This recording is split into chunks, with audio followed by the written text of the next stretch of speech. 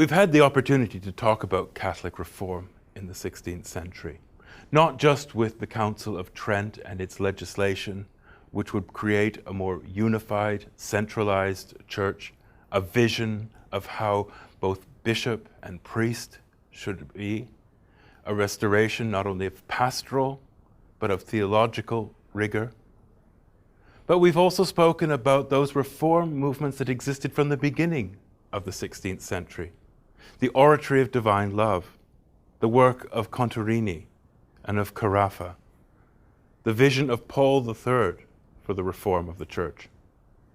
One of the remarkable parts of this story takes place in Spain. Spain had played a significant role in the concluding part of the Council of Trent, ensuring its success. And Philip II had emerged as the leading Catholic monarch in Europe. Yet there's another part that we want to talk about now, and it involves a remarkable woman and man who was her disciple and friend and colleague. This mystical tradition, of which they were the leading figures, had deep roots in medieval culture, going back to Spain's heritage of Islam, Judaism, and Christianity. Teresa of Avila was born in 1515 to relatively prosperous parents. John of the Cross, of a later generation, born in 1542. The two of them became the greatest authors of their age, ranking alongside Cervantes. They wrote extraordinary works.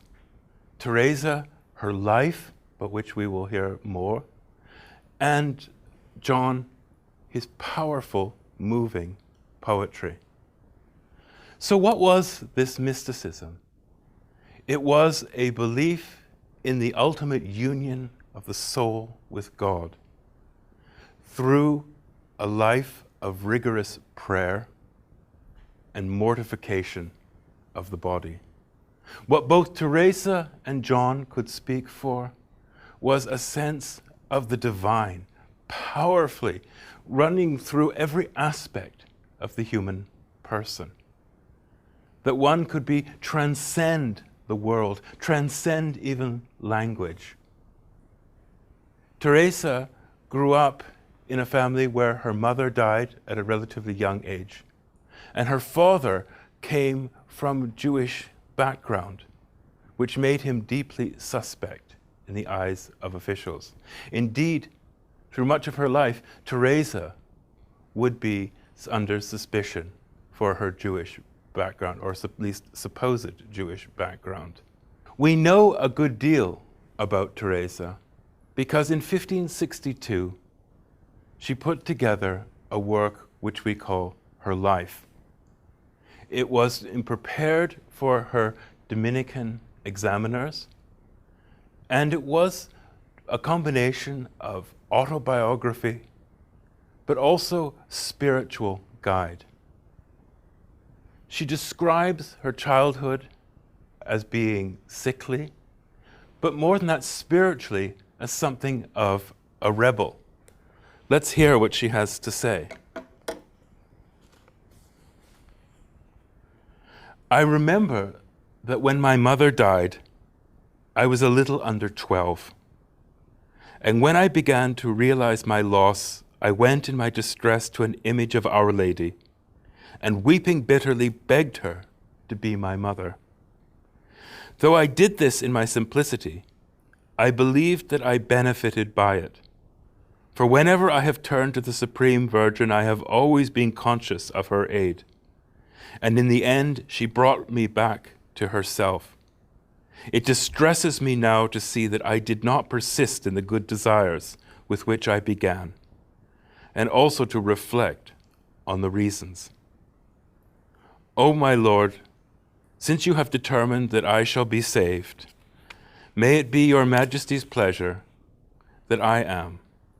And since you seem resolved to grant me as many graces as you have done, might you not have found it good, not for my gain, but for your own honor, that this habitation in which you have to dwell for so long should have been less defiled. It distresses me, Lord, even to say this, since I know that all the blame has been mine. I do not think that you left anything undone, so to make me yours entirely, even from my youth. Nor could I complain of my parents, even if I felt inclined to do so. For I saw nothing in them that was not entirely good and devoted to my welfare.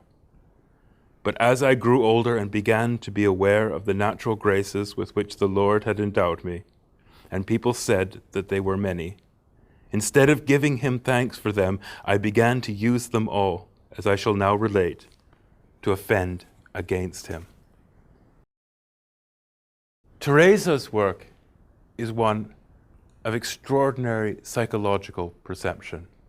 For not only does she tell the story of her life, it is a penetrating examination of the spiritual ascent to God.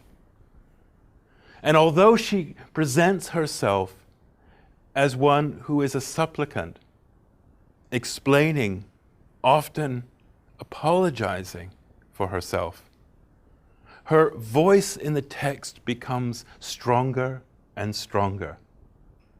She becomes a spiritual guide for the very people for whom she is meant to give an account of her own life. She is instructing her examiners. The roles are reversed. She teaches how to pray. She teaches the various levels of prayer, from mental prayer up to ecstasy, as we see represented here in the famous work of Bernini.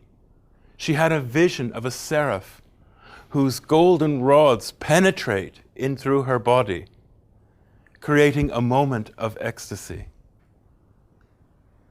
She speaks of 4 levels of prayer, and she takes the reader and her examiners through them, while all the time describing her inner feelings and self.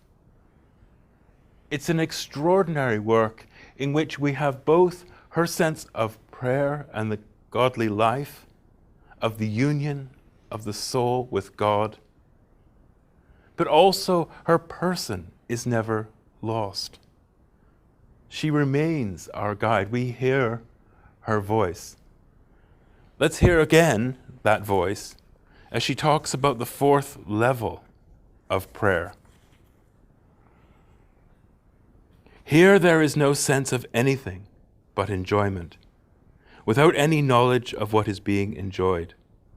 The soul realizes that it is enjoying something good, that contains all good things together, but cannot comprehend this good thing. All the senses are taken up with this joy, so that none of them is free to act in any way, either outwardly or inwardly. Previously, as I have said, the senses were permitted to give some indication of the great joy they felt. But now the soul enjoys incomparably more, and still has less power to show it. For there is no power left in the body, and the soul possesses none by which this joy can be communicated. At such a time, anything of the sort would be a great embarrassment, a torment, and a disturbance of its repose. If there is really a union of all the faculties, I say, then the soul cannot make it known, even if it wants to. Well, actually in union, I mean. If it can, then it is not in union. Part of Teresa's genius is that she expresses in words what transcends words. It's not just that she has these extraordinary spiritual experiences. It's not just that she is a great teacher and master of the spiritual life, but she is an extraordinary author. She writes beautifully. And it is not surprising that the work, when it was finally printed in 1582, became something of a bestseller. Teresa became one of the most widely read authors of her age, and certainly became one of the most significant figures in the Church. She had devoted herself to the reform of the Carmelite order, and by 1562 had created the convent of St. Joseph, about which she writes in her life. She is associated with what are known as the Discalced Carmelites, the barefoot. And she, together with John of the Cross, created this order that was committed to the return to first principles, to the founding order or rules of the Carmelites. All people should be committed to a life of prayer in this house. All should live a life worthy of following Christ. It was an austere existence devoted to contemplation and to the contemplative life. John of the Cross, her friend, was a priest who was committed to the reform vision of Teresa. His writings were a profound expression of the union with God. Where Teresa's autobiography was one type of literature, his form of expression was in poetry. And one of his great works is known as The Dark Night of the Soul. Let us hear John of the Cross. On a dark night, kindled in love with yearning, oh happy chance, I went forth without being observed, my house being now at rest. In darkness and secure, by the secret ladder disguised, oh happy chance, in darkness and in concealment, my house now being at rest. In the happy night, in secret, when none saw me, nor I beheld aught, without light or guide, save that which burned in my heart. The light guided me, more surely than the light of noonday, to the place where he, well I knew who, was awaiting me, a place where none appeared. O night that guided me, O night more lovely than the dawn, O night that joined beloved with lover, lover transformed the beloved. Teresa and John of the Cross were two of the most extraordinary figures of the 16th century. Their writings have left us a legacy of prose and poetry that continues to astonish, transform, and edify.